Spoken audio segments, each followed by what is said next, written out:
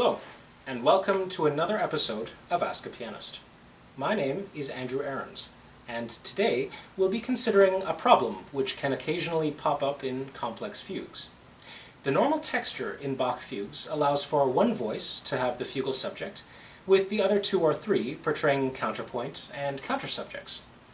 Occasionally, Bach will begin a new fugue subject before the previous one, which is already in motion, has finished. This overlap, however, is easily dealt with, and if one is so inclined to always bring out the fugal subject, it is quite easy to fade away the first subject while bringing out the entrance of the next. There do, however, exist moments in his complex fugues where he has the fugue subject in more than one voice moving at the same time. This creates a problem when we are constructing our interpretation, because there's more than one primary voice to consider. Thus, the question for this episode is, which of these voices should I bring out? The E-flat minor, D-sharp minor fugue is epic in many different ways, none the least of which is its many representations of the fugue subject. The first section is rather traditional for Bach. He states the theme in each voice, and then plays a little with the counterpoint while taking our key from D-sharp minor to A-sharp minor.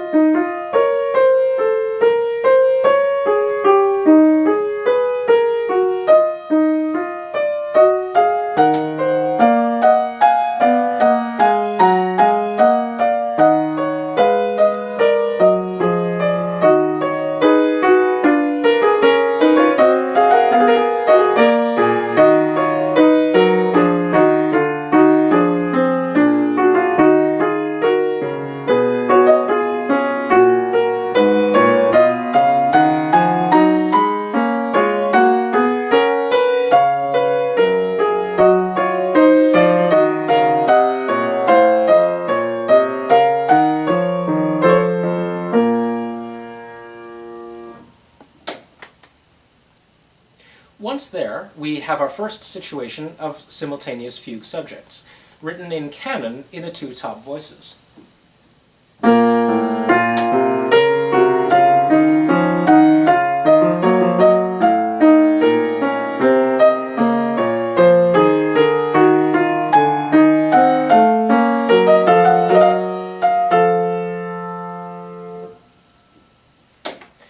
Which one has priority? Or are they equal? Should I give preference to the middle voice because it requires acoustic support regardless of the fact that it begins first?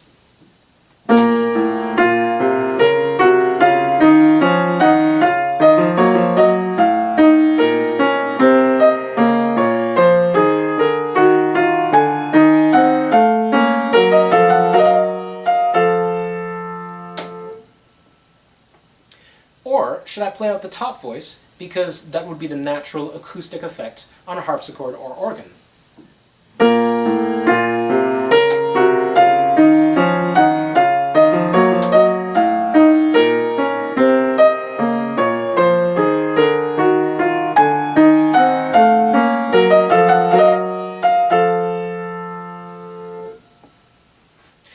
By what parameters can I make this decision? Though this is a relatively simple situation, in that the texture is clear and the imitation between voices is identical, we are faced with a complex decision which may perhaps have consequences on later parts of the fugue. Furthermore, this canonic style forces the performer to question whether or not it makes sense to bring out the fugue subject in other areas of the piece.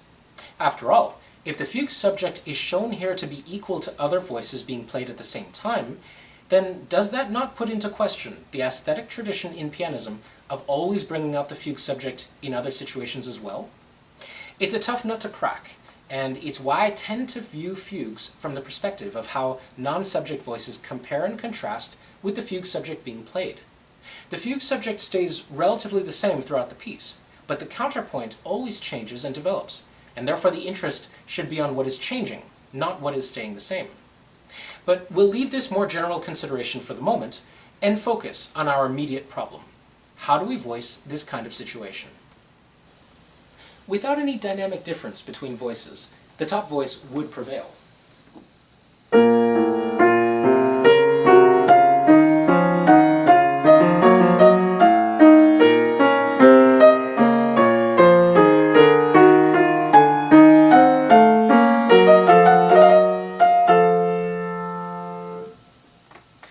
Considering that it also begins on the first beat of the bar, and that it is responsible for finishing the segment harmonically at the cadence in bars 23 to 24, there are strong reasons why we should give preference to the top voice. Voicing it like we would in a classical or romantic work, we'd have a voicing hierarchy where the top voice is first, the lowest voice is second, and the middle voice is third.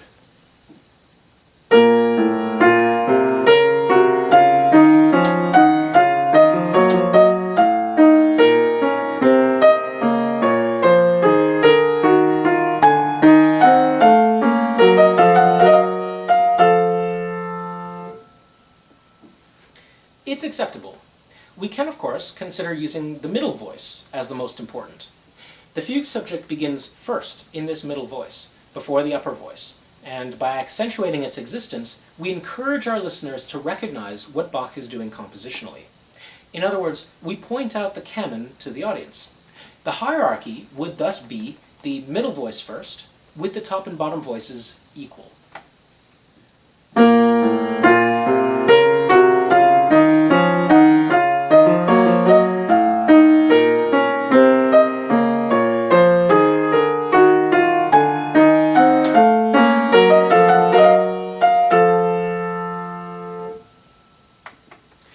Once again, it's acceptable, and perhaps more interesting than the first. But solving this voicing problem is more than just playing around with our dynamics. Let's consider how these voices interact rhythmically. The fugue subject itself is built out of two basic elements, slow notes and fast notes. These alternate slow, fast, slow, fast.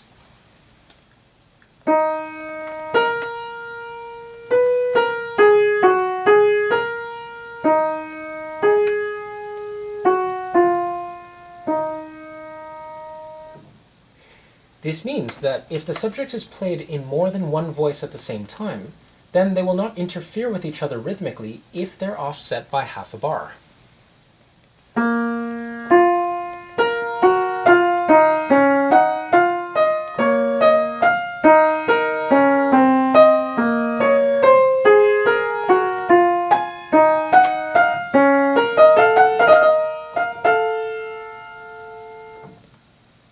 This effect can be seen in other fugues by Bach as well. The A minor fugue from Book 1 uses this rhythmic convenience on a much grander scale. Here's the subject.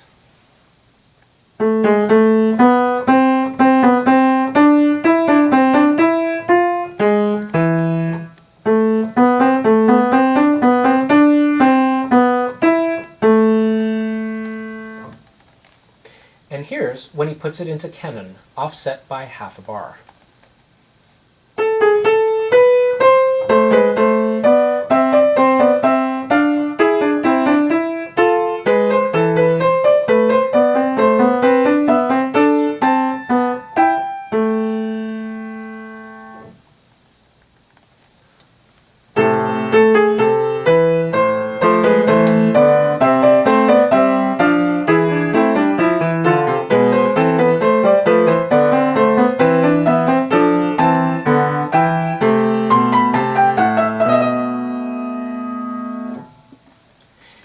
Now, this makes sense when we think about it.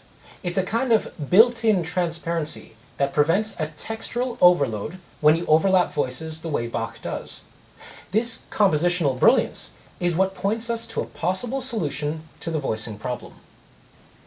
Rather than be forced into choosing one voice to be primary, I believe it is necessary to consider a solution in which both voices are not only easy to hear, but have their own life and importance to the composition.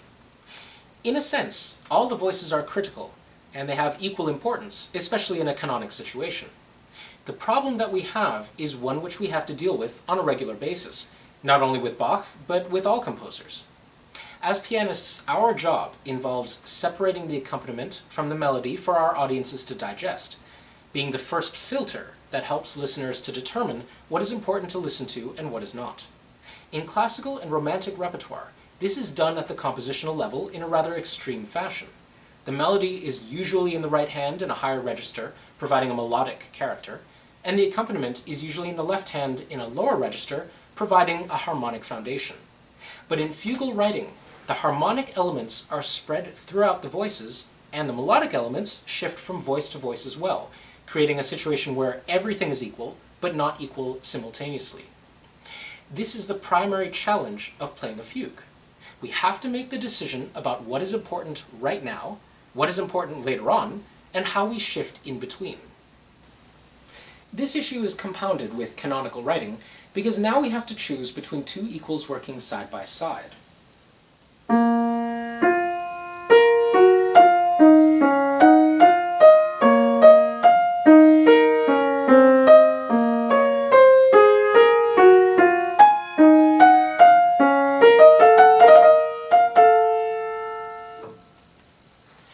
The solution to this will always be found in the acoustic need of the voices, both individually and when played together.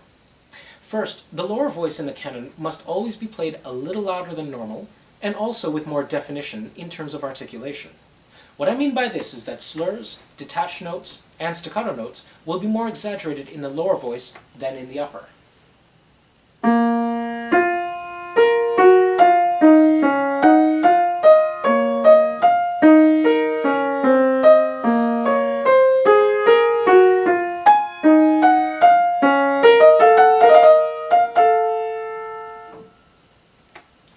This achieves an acoustic clarity which is vital as a baseline. Next, we consider the shaping of the fugue's subject. The original subject, as written rhythmically, flows towards the middle of the phrase.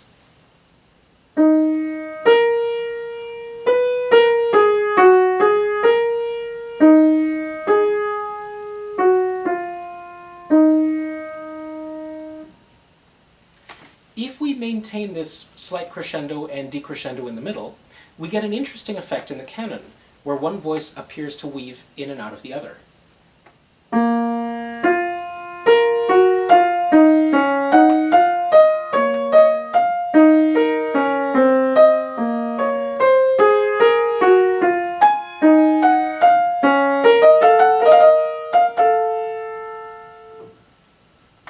This shaping, once again, must be slightly exaggerated in the lower voice. Finally, if you want to make any large-scale dynamic changes, like making a long crescendo towards the final cadence, each voice accomplishes this on its own and not simultaneously. Here's what I mean. Let's say I want to make a crescendo in this canon from the beginning to the end of the segment. I'll play it neutrally in terms of voicing for now, so that you can hear what I'm talking about from a dynamic standpoint only.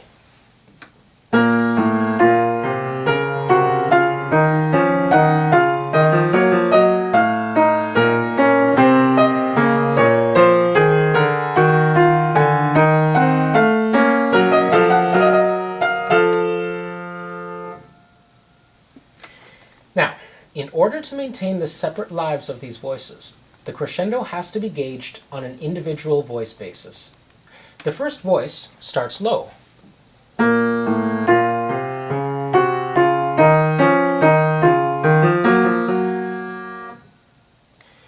When the upper voice joins in, it also has to start low. It does not start at the dynamic level that the first voice has already grown to.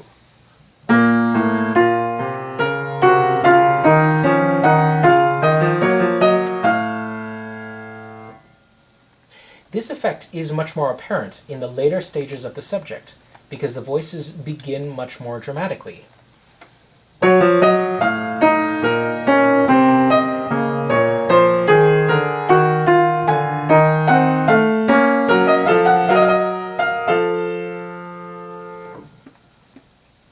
Here it is without the accompaniment.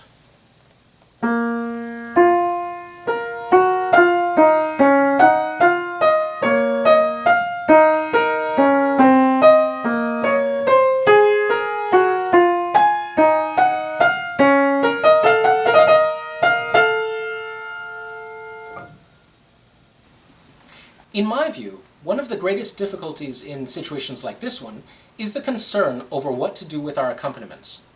Normally in piano repertoire, we really don't have to worry about them too much. As long as the harmony and rhythm is reinforced, the accompaniment can usually sit in the background. In this case, however, we have to find a way to adapt the accompaniment to the final product that we've constructed in the canon. As tempting as it is to build the canon on top of the harmonic foundation in the accompaniment, we have to remember that the canon itself is actually the more stable element in the music. In other words, the canon is immovable, unstoppable, relentless, if you will. Everything must adapt to the canon due to the rigor of its construction. The accompaniment could be literally anything, and it would not destroy the effectiveness of the canon. So, how should we approach this? The accompaniment is very plain and unremarkable.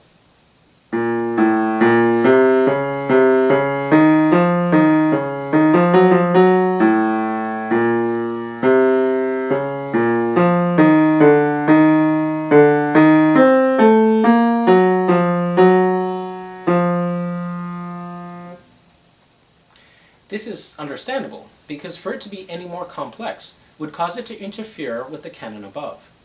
Given its location on the keyboard, as a voice it will not need reinforcement acoustically in order to be heard, which means that we don't have to accentuate or exaggerate dynamics or articulation. What we must do, however, is determine where the harmonic markers are. First, let's play the accompaniment with the upper canon voice only.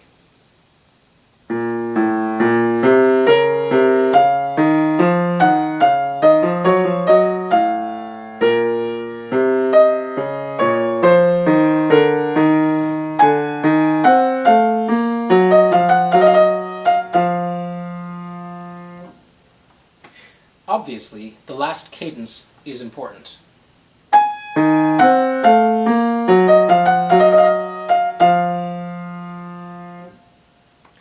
The sequence before this increases in tension as it develops due to the rhythm.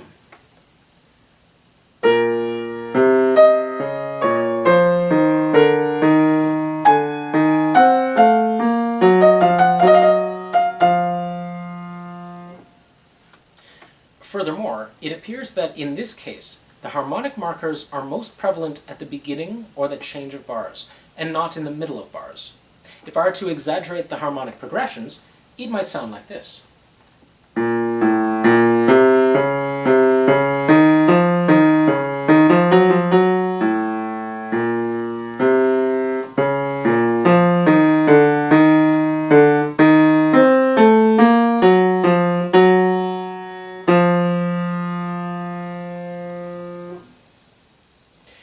Now, is this the same situation with the lower canon voice? Let's see.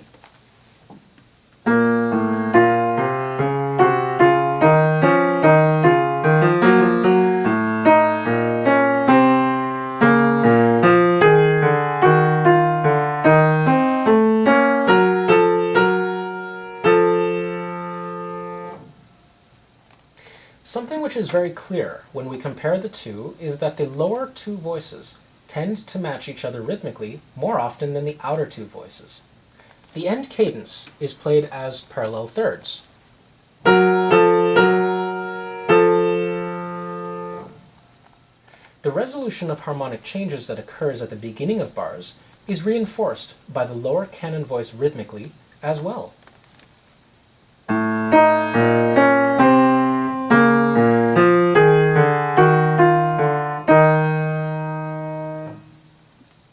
This all points to a strong beat 1, which is consistent with Baroque traditions of performance.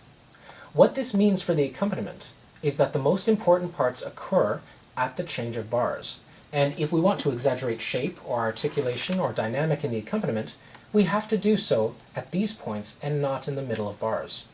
Played alone, and with this in mind, the accompaniment could sound like this.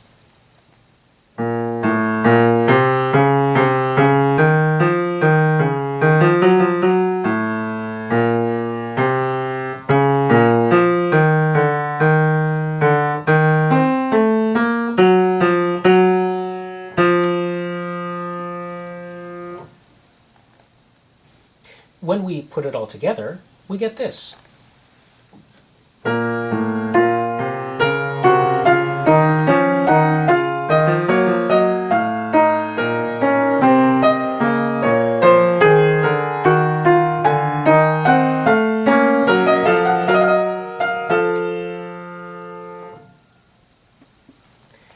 everything is heard, everything is balanced, and everything is separate and yet part of a unified whole.